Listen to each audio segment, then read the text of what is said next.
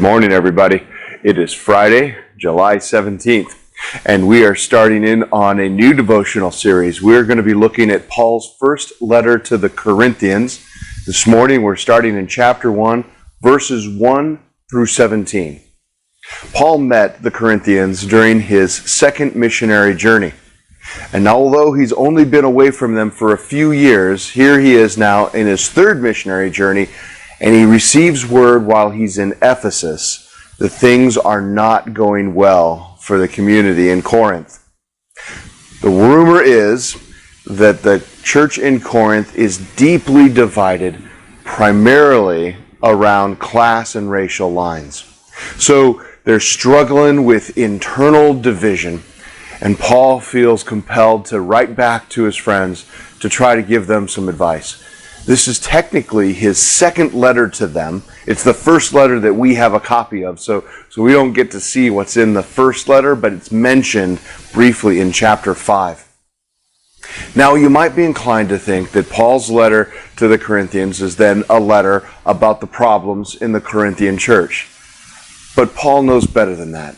And in fact, Paul is really clear about that in the first 9 verses of his letter. So as you read the very first paragraph of Paul's letter to the Corinthians, you will find out right then and there who Paul believes this story is really about. In those first 9 verses, he says the name Jesus 8 times. If you count the one time that he says the Christ, then he refers to Jesus 9 times in the first 9 verses. His point is, this is Jesus' story. And what's happening in Corinth is about Jesus, and it always has been about Jesus. It is not that we have our stories or the folks in Corinth have their story. No, Jesus has his story, and we are invited to be a part of it. As you move into verses 10 through 17, you'll see that that's where he introduces what he understands to be the challenge that he's going to start writing on. And at verse 17, he says something really neat.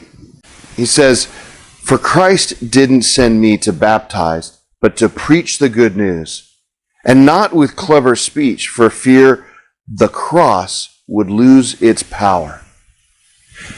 Paul's acknowledging that it's not even his story.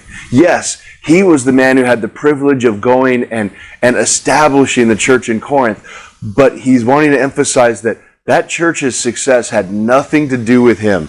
He's not there as an eloquent speaker. He wasn't there to manipulate anybody. He was just there to share the good news of Jesus Christ.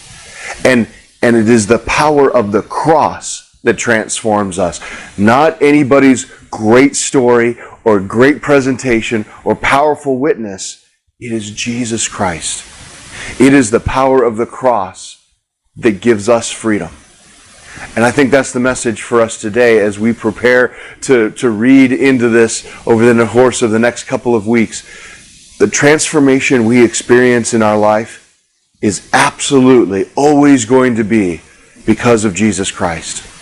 And the unity that God is calling us to, the unity that will bring us together and establish peace in our families, in our relationships, and in our nation, is always going to have to be centered on Jesus Christ. It is God who calls us to unity. It is Jesus Christ who gives us a path to freedom. This story and our story is always going to be about Jesus Christ if it's going to work out right.